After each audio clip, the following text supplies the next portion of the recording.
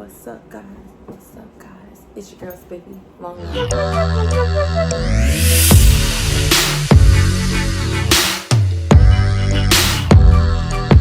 Guys, what's up? It's your girl.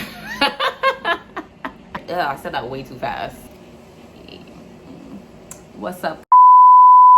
Hey guys, what's up? It's your girl Spiffy Longlegs and welcome back to my channel. If you're new here, don't forget to hit that like and subscribe button.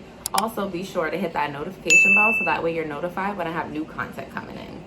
So in today's video, I'm going to be doing summer outfits. So I have a bunch of different looks that you guys can use as your own, but you can put a different spin on it with whatever you have in your closet. So my outfits that you're going to see in a lot of my videos, I like to usually use stuff that's silver, or I like to use stuff that's gold.